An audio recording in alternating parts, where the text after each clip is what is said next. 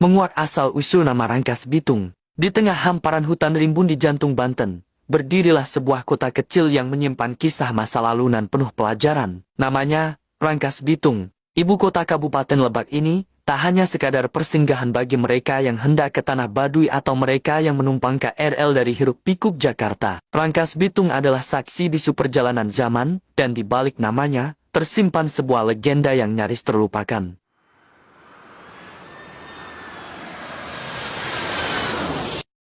Dahulu kala, ketika tanah ini masih berupa hutan bambu belantara, tumbuhlah satu rumpun bambu besar, yang dikenal oleh warga sebagai Awi Bitung. Bambu ini bukan sembarang bambu, ia menjulang tinggi, kuat, seolah menjadi penjaga alam di sekitarnya. Dari sanalah nama Bitung berasal. Bambu itu membawa berkah, dari batangnya, warga membuat anyaman, alat rumah tangga, dan keperluan hidup sehari-hari. Namun, seiring waktu, keberkahan itu berubah menjadi penyembahan. Warga mulai mengeramatkan si bambu. Mereka memberi sesajen, bersujud pada pohon. Mereka lupa bahwa hanya Tuhan yang layak disembah. Sampai akhirnya, datanglah seorang ulama dari jauh.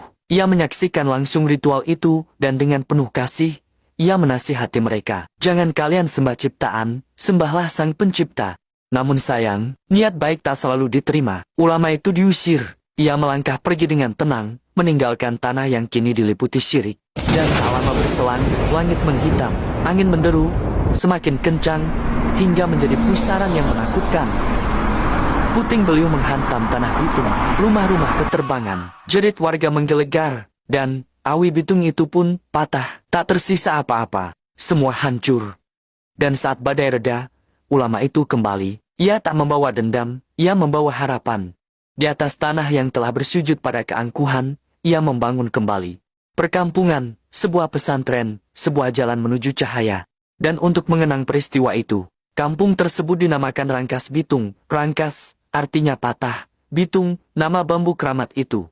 Sebuah nama yang menandakan akhir dari kesesatan dan awal dari petunjuk Tuhan. Waktu pun bergulir. Tahun 1849, di bawah perintah Bupati Lebak, Pati Jahar membuka belantara itu menjadi pusat pemerintahan. Dan tepat pada 31 Maret tahun 1851, ibu kota Kabupaten Lebak resmi dipindahkan ke Rangkas Bitung. Disinilah berdiri alun-alun, pendopo, masjid agung, dan rumah bupati yang hingga kini masih menyimpan arsitektur masa silam. Tak hanya itu.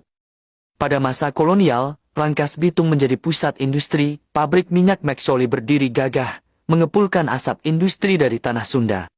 Jalur kereta dibangun, menghubungkan kota ini dengan Batavia. Kini, stasiun Rangkas Bitung menjadi saksi